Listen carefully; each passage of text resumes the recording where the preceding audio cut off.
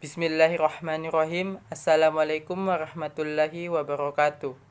Perkenalkan, nama saya Farid Aidil Fitra, jurusan Sistem Informasi kelas A, Fakultas Sains dan Teknologi, Universitas Islam Negeri Alauddin Makassar. Pada kesempatan kali ini, terutama pada channel saya akan membuat video untuk mengumpulkan tugas final Sejarah Peradaban Islam semester 2 tahun 2021 ini, yakni membuat video mengenai biografi dan kisah hidup inspiratif tokoh-tokoh muslim dari zaman Khulafaur Rasyidin hingga masuknya Islam di Indonesia. Dan untuk teman-teman, jangan lupa like, share, komen,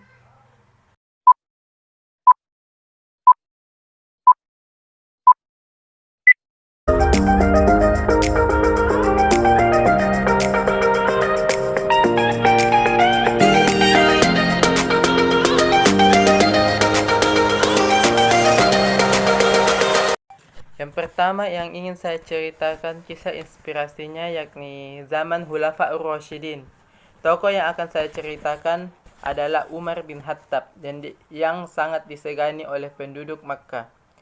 Sebelum masuk Islam, Umar adalah orang yang sangat disegani dan dihormati oleh penduduk Makkah.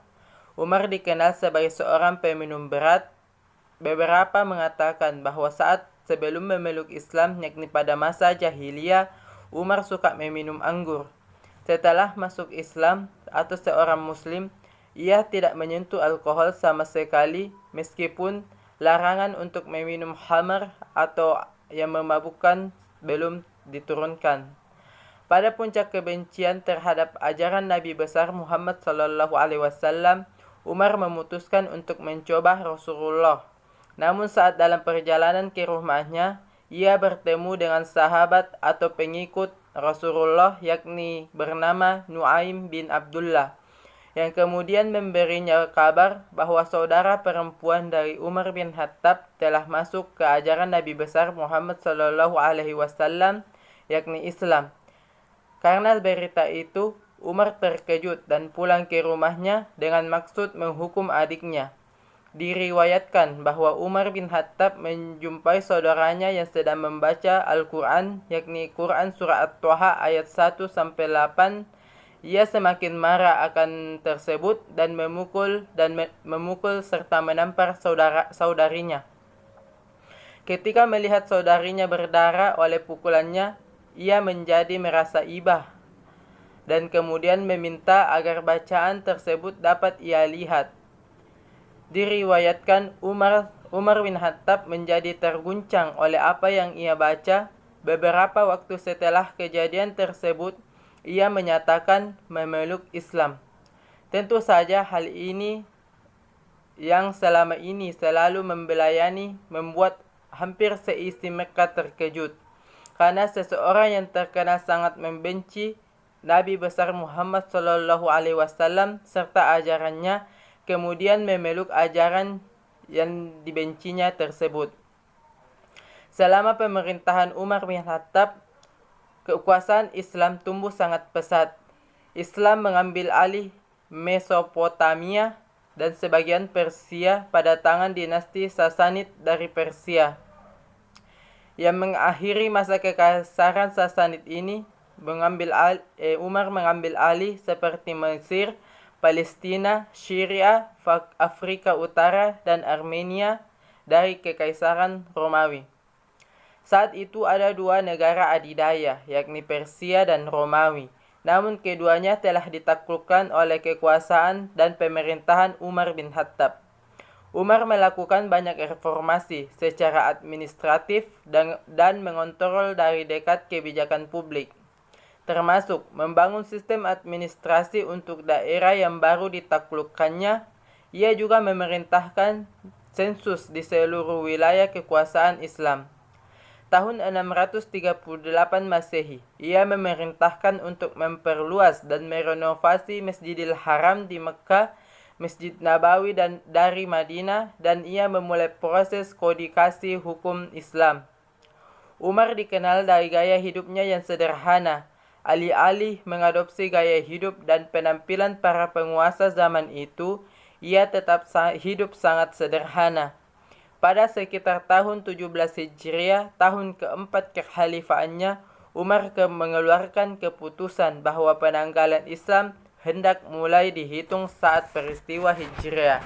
Dapat disimpulkan bahwa Umar bin Khattab adalah seorang pemimpin yang berani, tegas, dan disegani, tetapi sangat sederhana serta taat untuk melaksanakan ibadah kepada Allah Subhanahu wa Ta'ala.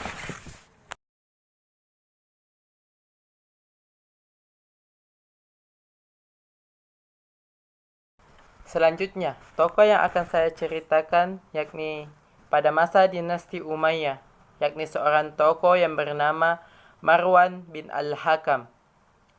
Marwan bin Al-Hakam bin Abi As lahir sekitar tahun 623 Masehi dan meninggal pada tahun 685 Masehi. Ia adalah Khalifah Umayyah keempat yang berkuasa kurang dari setahun. Ia adalah khalifah pertama dari Trah Marwani atau Marwan dan keturunannya, yang menjadi penguasa Umayyah menggantikan khalifah-khalifah keturunan Abu Sufyan, yang kekuasaannya runtuh akibat perang saudara Islam kedua. Muawiyah bin Yazid mengundurkan diri tanpa menunjuk seorang pun sebagai penggantinya. Para pemuka dan pembesar keluarga Bani Umayyah yang ingin mempertahankan jabatan khilafah berada di tangan mereka. Segera mengangkat Marwan bin Al-Hakam sebagai khalifah keempat Bani Umayyah. Masa kekuasaan Marwan yang singkat dihabiskan untuk mengembalikan negeri Syam dan kendali Umayyah. Tidak seperti Banu Qalb yang mendukung Marwan, terdapat persekutuan beberapa suku bernama Qais di Syam yang memihak Abdullah bin Az-Zubair dan ada pula sekutu yang memihak kepada Marwan bin Al-Hakam. Mereka mendorong Ad-Dahak bin Qais, pemuka Qais yang menjabat sebagai wali negeri Damaskus, untuk mengerahkan pasukannya. Alhasil, pasukan Ad-Dahak dan pasukan Qais berkumpul di dataran Mart Rahid, sebelah utara Damaskus.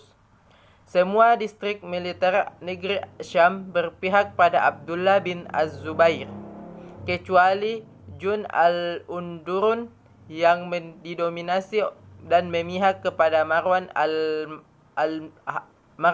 bin Al-Hakam.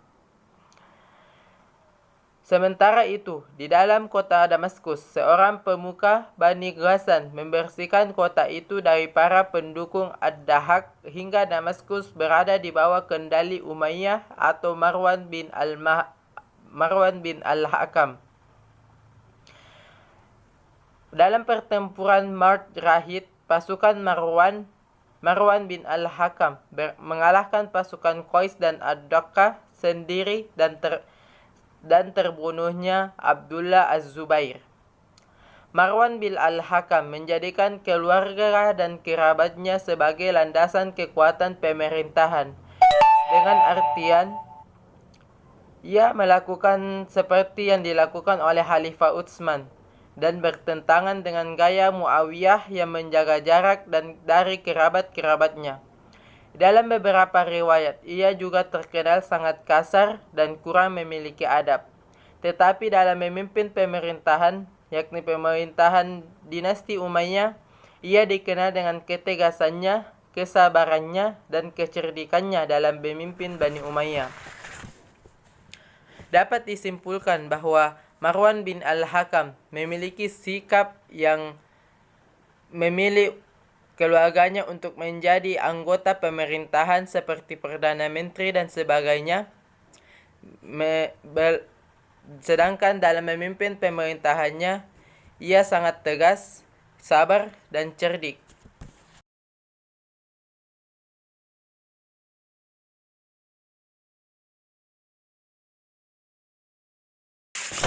Dinasti yang ketiga adalah dinasti Abbasiyah.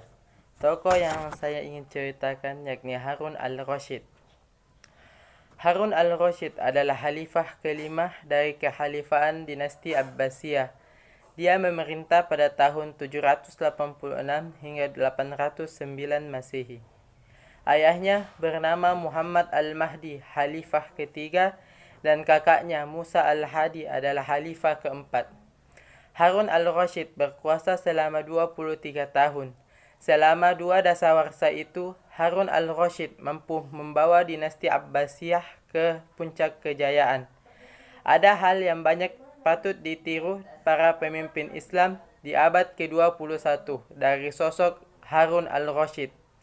Sebagai pemimpin, dia menjalin hubungan yang harmonis dengan para ulama, pendeta, ahli hukum, penulis, qori dan qori'ah, serta seniman.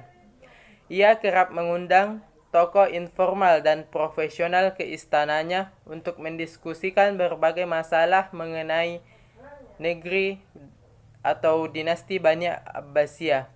Harun al-Rasyid begitu menghargai setiap orang, pendapat orang.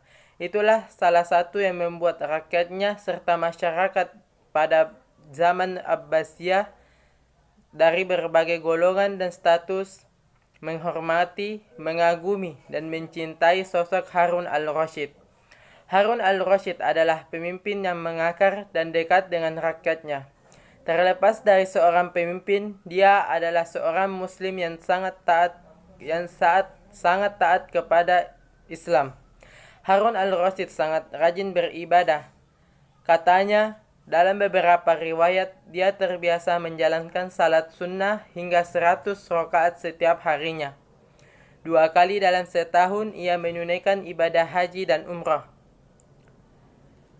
Ia berjalan kaki dari Baghdad ke Makkah. Ia tak pernah lupa untuk mengajak para ulama untuk menunaikan rukun Islam yakni haji. Jika sang khalifah tak berkesempatan untuk menunaikan ibadah haji, maka ia menghajikan sebanyak 300 orang di Baghdad dengan biaya penuh dari istana. Masyarakat Baghdad merasakan dan menikmati suasana aman dan damai di masa pemerintahannya. Dalam masa roda pemerintahan Harun al-Rasyid, ia tak mengenal kompromi atau korupsi. Sekalipun yang berlaku korupsi itu adalah orang yang dekat dan banyak berpengaruh pada hidupnya. Inilah yang menjadi awal kemajuan dicapainya Islam pada negara Baghdad, yakni menggenggam dunia dengan ilmu pengetahuan dan peradaban. Pada era itu pula perkembangan beragam disiplin ilmu pengetahuan dan ditandai dengan berdirinya Baitul Hikmah atau perpustakaan raksasa pada masa itu yang menjadi pusat kajian ilmu pengetahuan dan peradaban terbesar. Harun al-Rasyid pun menerima perhatian besar terhadap pengembangan ilmu keagamaan. Sang Khalifah Harun al-Rasyid meninggal pada tanggal 24 Maret 809 Masehi yang masih terbilang muda, yakni 46 tahun. Meski begitu, popularitasnya melegenda hingga saat ini. Namanya diabadikan menjadi salah satu tokoh dalam 1001 malam dalam kitab yang bernama 1001 Malam yang amat populer itu. Dapat disimpulkan bahwa pemerintahan Harun al-Rasyid sangatlah damai, membuat rakyatnya sejahtera. Ia tidak mengenal namanya korupsi, sehingga ia sangat dicintai oleh rakyatnya.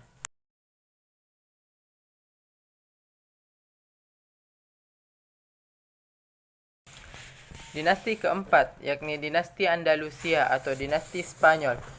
Tokoh yang ingin saya ceritakan bernama Al-Zahrawi.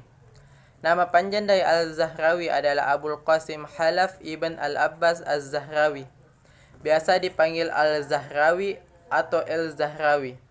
Orang-orang Eropa, terutama Turki di sana, lebih suka memakai nama Abul Qasim untuk menyebut Al-Zahrawi. Al-Zahrawi adalah tokoh pendiri dari dinasti Andalusia, tepatnya di Spanyol. lahir pada tanggal 936 Masehi sebelah barat daya Cordoba, Provinsi Andalusia, Spanyol. Ia merupakan tokoh yang sangat pintar dalam ilmu kedokteran, terutama pusat pengetahuan kebudayaan sekaligus simbol keadaban Islam di Eropa. Ia berjuluk permata dunia abad ke-10 di bawah naungan kekhalifahan dinasti Umayyah. Dia memberikan sumbangsi yang sangat besar bagi dunia kedokteran pada saat itu. Ia adalah dokter bedah terkemuka di Cordoba, sehingga semua ilmu praktik kedokteran dituang dalam karyanya yang berjudul Al-Tasrif. Al-Zahrawi meninggal pada tahun 1013 Masehi dalam usia 77 tahun dan mengabdi untuk keluarga penguasa Andalusia dari dinasti Umayyah.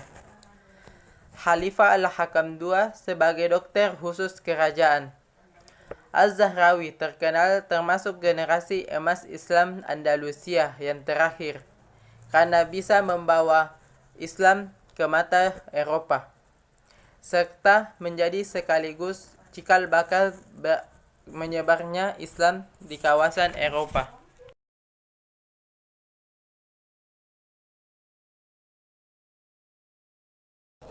Dinasti selanjutnya adalah dinasti Fatimiyah. Tokoh yang ingin saya ceritakan bernama Abu Muhammad Abdullah atau Al-Mahdi Billah. Awal mula kata Fatimiyah berasal dari suatu tempat yang kini dikenal dengan nama Tunisia. Namun setelah penaklukan Mesir sekitar tahun 971 Masehi, ibu kotanya dipindahkan ke Kairo. Pada masa Fatimiyah, Mesir menjadi pusat kekuasaan yang mencakup Afrika Utara, pesisir Laut Merah, Palestina, Suriah, Yaman, dan lain sebagainya. Pada masa Fatimiyah, Mesir berkembang menjadi pusat perdagangan luas di Laut Tengah dan Samudra Hindia. Fatimiyah didirikan pada tahun 909 Masehi oleh Abdullah Al-Mahdi atau Al-Mahdi Billah, yang merupakan keturunan asli melalui keturunan Nabi besar Muhammad SAW dari jalur anaknya Fatimah Az-Zahra dan suaminya Ali bin Abi Thalib. Dengan cepat, kendali Abdullah bin Abdullah atau Al-Mahdi Billah meluas ke seluruh Maghreb atau wilayah yang kini dikenal dengan Maroko, Aljazair, Tunisia, dan Libya, dan diperintah oleh Abdullah atau Al-Mahdi Billah yang dibangun oleh di Tunisia. Fatimiyah memasuki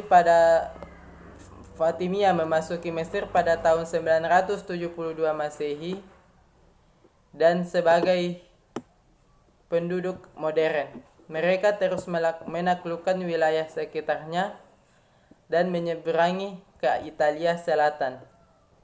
Tak seperti pemerintahan sebelumnya, dinasti Fatimiyah terutama dalam pemerintahan Abdullah atau Al-Mahdi Billah, dalam administrasi negara lebih berdasar pada kecakapan daripada keturunan. Artinya, Abdullah lebih memilih orang yang pintar dibanding kerabat terdekatnya. Dapat disimpulkan bahwa Abdullah atau Al-Mahdi Billah memiliki sifat yang toleransi, sabar, tegas terhadap pemerintahannya, sehingga rakyat dan masyarakat dari Tunisia sangat menghormati seorang Abu Muhammad Abdullah atau biasa yang disebut dengan Al-Mahdi Billah.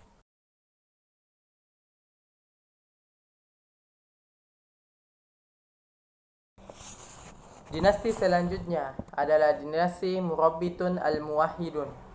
Tokoh yang ingin saya ceritakan kisah inspirasinya adalah tokoh yang bernama Yusuf bin Tashfin. Yusuf bin Tashfin atau Tashafin adalah penguasa dinasti Murabbitun di Afrika Utara. Ia adalah sepupu atau keponakan dari Abu Bakar bin Umar, pendiri dinasti Murabbitun dan Muwahhidun, dan menikahi Zainab an-Nafzawiyah. Ia mempersatukan dalam pemerintahannya Yusuf bin Tashfin, mempersatukan semua daerah Islam di semenanjung Liberia, yang sekarang disebut dengan Portugal, bersama kerajaan Maroko. Yusuf bin Tashfin adalah salah satu pendiri Marrakesh atau Maroko. Ia menjadikan ibu kota daerah Murabitun. Sebelumnya orang-orang Murabitun adalah pengembara padang pasir dan pendirian kota ini menandai mereka telah menetap dan mengikuti cara hidup urbanisasi. Dalam beberapa buku karangan Abdul Allah pada abad ke-14 dan terjemahan Perancisnya oleh Abu Umar Yusuf bin Tashfin adalah orang yang berkulit coklat, tinggi sedang, kurus, sedikit berjenggot, bersuara lembut, bermata hitam, berhidung Raja Wali, rambut ala Timur Tengah, tumbuh hingga telinganya, alisnya bergabung dan berambut ikal. Dapat disimpulkan bahwa Yusuf bin Tashfin adalah seorang penguasa dari dinasti Muhabitun dan Muwahhidun yang memiliki sifat yang toleransi, tegas, dan ingin mempersatukan beberapa negara Islam pada masa itu.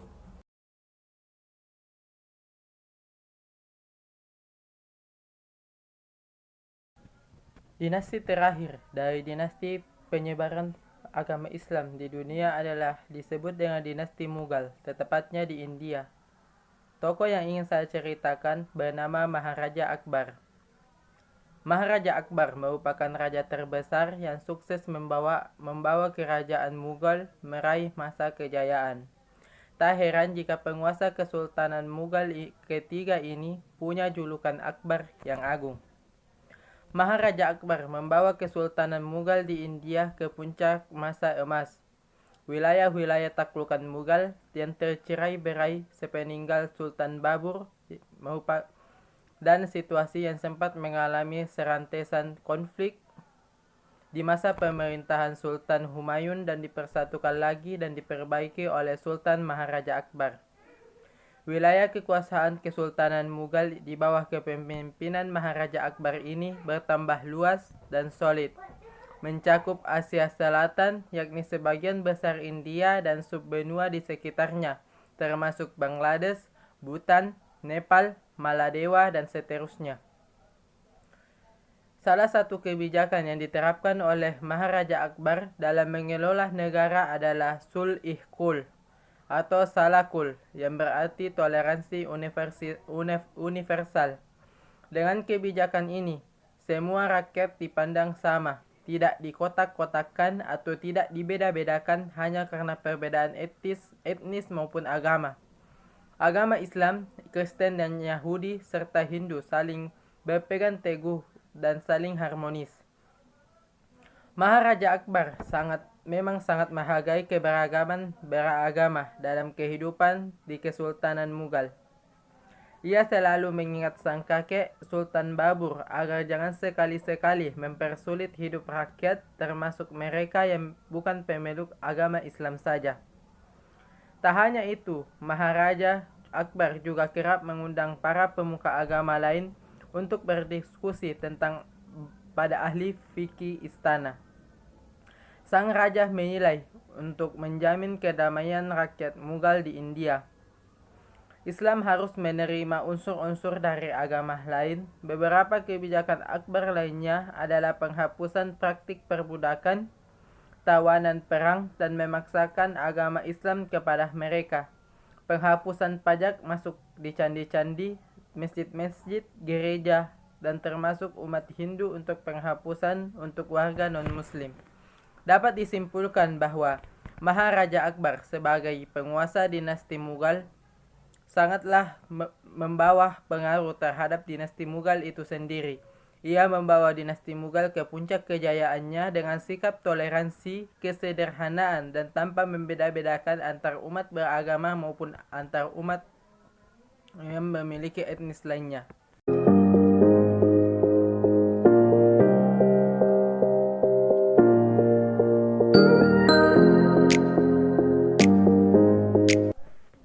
Setelah saya menceritakan tentang dinasti-dinasti penyebaran Islam di dunia, seharusnya kita harus mencari atau menjelajahi wawasan tentang masuknya Islam di negara Kesatuan Republik Indonesia kita.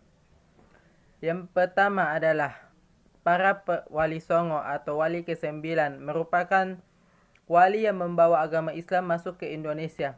Yang ingin saya ceritakan kali ini adalah tokoh yang bernama Sunan Giri. Sunan Giri memiliki nama kecil Raden Paku atau Muhammad Ainul Yakin. Lahir di Banyuwangi pada tahun 1442 Masehi. Ia juga disebut sebagai Jaka Samudra karena dikaitkan dengan masa kecilnya yang pernah dibuang oleh keluarga ibunya ke laut.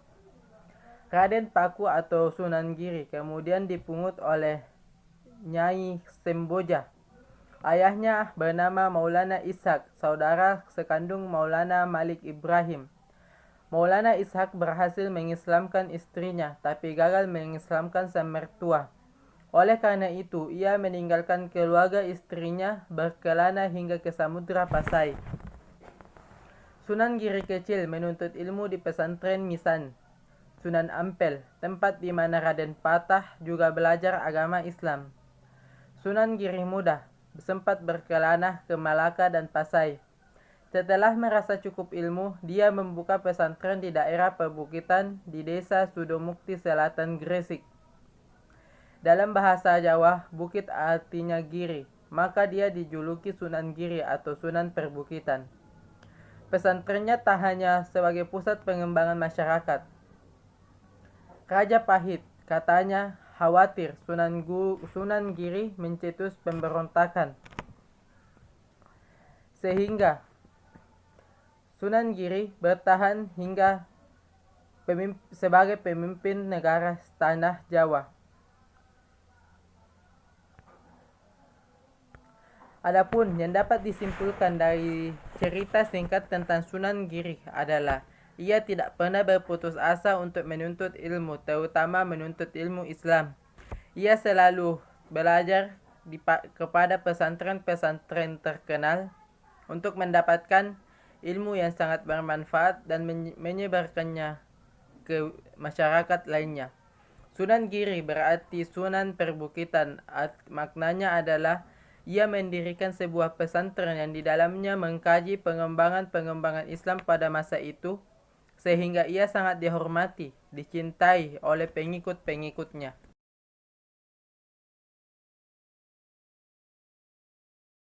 Setelah kita mempelajari perkembangan peradaban Islam di tanah Jawa, kita bergeser ke perkembangan dan peradaban Islam di tanah Sulawesi.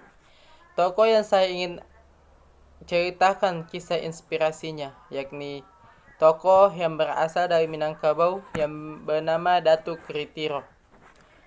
Datuk Kritiro adalah mubalik asal Minangkabau yang menyebarkan agama Islam di Sulawesi Selatan pada awal abad ke-17 Masehi.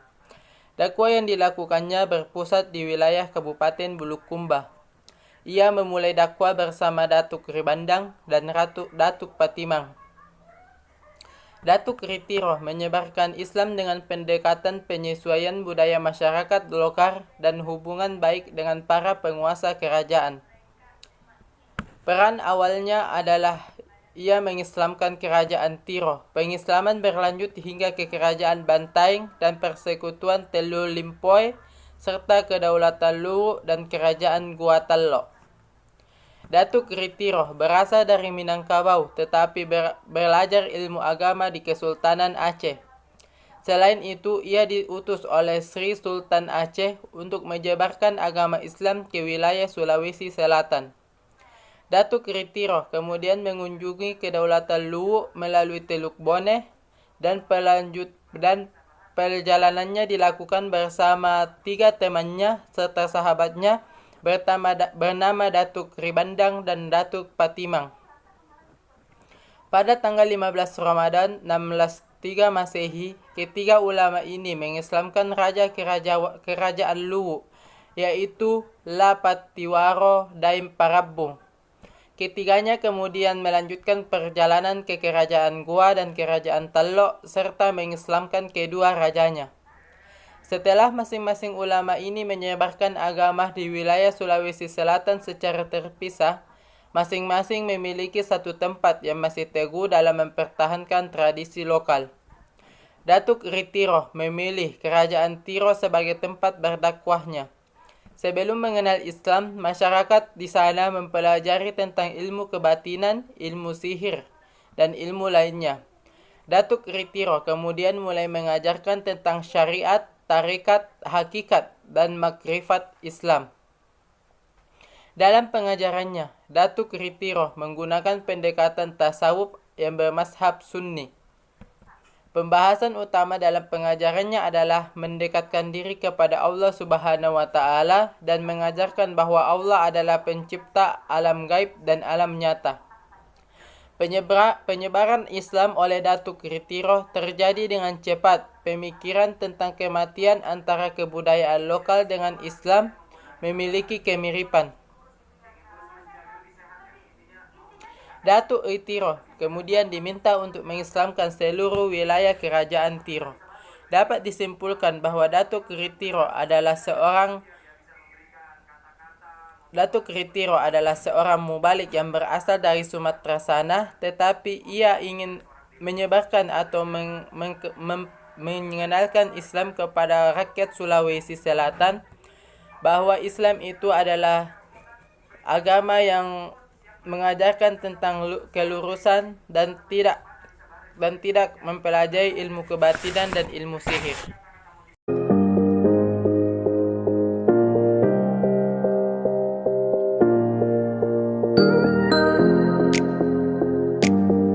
Pada part ketiga ini, saya ingin menceritakan tentang salah satu tokoh inspirasi yang membuat saya ingin menjunjung tinggi pendidikan serta belajar pendidikan dengan tinggi, yakni seorang ilmuwan muslim bernama Ibnu Sina.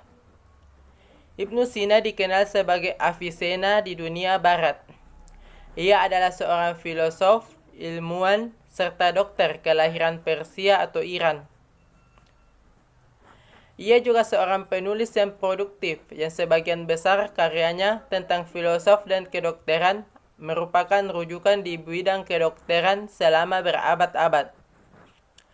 Ibnu Sina bernama lengkap Abu Ali al-Husain bin Abdullah bin Sina. Lahir di Bukhara, wilayah Uzbekistan, Persia atau Iran. Dia adalah pengarang 450 buku pada beberapa pokok bahasan besar. Banyak di antaranya memusatkan pada filosof dan kedokteran. Ilmuwan George Sarton menyebut Ibnu Sina adalah ilmuwan paling terkenal dari Islam dan salah satu paling terkenal pada semua bidang, tempat, dan waktu pada dunia. Dapat disimpulkan bahwa Ibnu Sina memiliki sifat yang sangat mendominasi pada zaman itu, yakni sifat yang bertoleransi serta menjunjung tinggi tentang keadaban, pendidikannya, serta kesederhanaannya. Ia tidak pernah berputus asa. Ia selalu mencoba dan mencoba. Itulah biografi dan kisah inspirasi dari tokoh-tokoh Muslim dari zaman Khulafaur Rasyidin hingga perkembangan Islam di Indonesia. Dan juga tambahan tentang ilmuwan Muslim yang sangat terkenal di dunia internasional. Saya harap teman-teman bisa menerimanya. Ini adalah salah satu tugas final dari mata kuliah Sejarah Peradaban Islam Universitas Islam Negeri Alauddin Makassar. Sekian dari saya. Wassalamualaikum warahmatullahi wabarakatuh.